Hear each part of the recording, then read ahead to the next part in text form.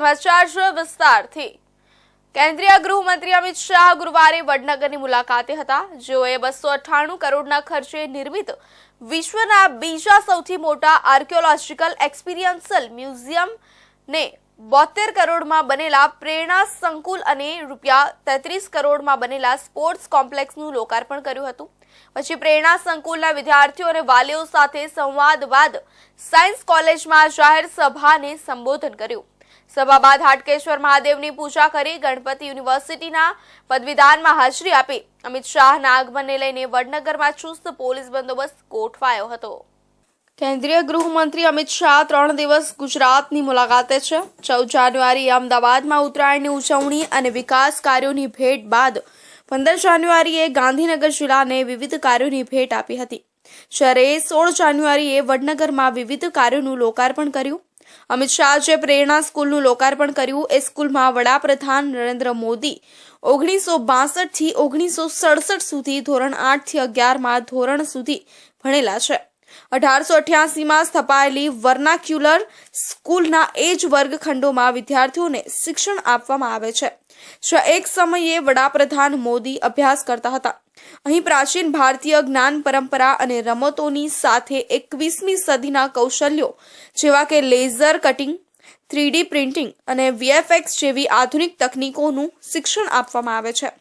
રમતગમત, યુવા અને સાંસ્કૃતિક પ્રવૃત્તિઓ વિભાગ ગાંધીનગર દ્વારા પ્રેરિત sports authority of Gujarat Gandhinagar દ્વારા નિર્મિત સ્કૂલમાં badminton, table tennis, athletics, football, volleyball, kabaddi, kho kho, judo જેવી રમતો માટે જિલ્લા, તાલુકા અને રાજ્ય તેમજ નેશનલ કક્ષા સુધીના ખેલાડીઓ રમી શકાય એવા મેદાનો જેવી સગવડ મળી રહેશે.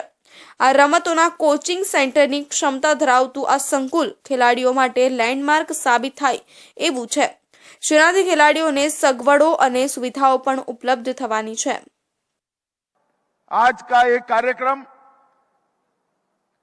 कई मायनों में वडनगर को देश और दुनिया के नक्शे पर रखने वाला कार्यक्रम है.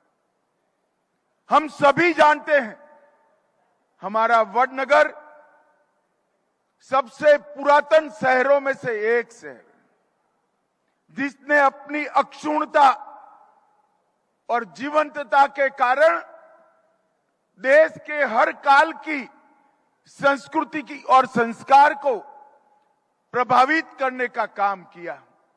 मगर भाइयों बहनों, आज मैं एक कार्यक्रम के माध्यम से समग्र देश की जनता को बताना चाहता हूं, ये पुरातात्विक अनुभवात्मक संग्रहालय उत्खनन परिसर का आप जरूर मुलाकात देखिए.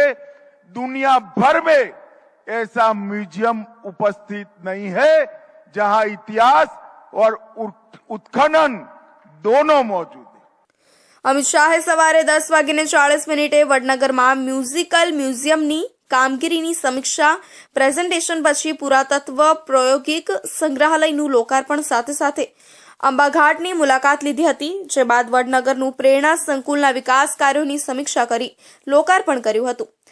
સાથે રમતગમત સંકુલનું ઉદ્ઘાટન ગવર્મેન્ટ સાયન્સ કોલેજ વડનગરમાં જાહેર સભા, હાટકેશ્વર મહાદેવ મંદિરમાં દર્શન પૂજન, ગણપત યુનિવર્સિટી મહેસાણામાં ગણપત યુનિવર્સિટીના પદવીદાન સમારોહ તથા ઇન્ટરનેશનલ એરપોર્ટ પર fast track immigration trusted travel પ્રોગ્રામમાં જોડાયા હતા.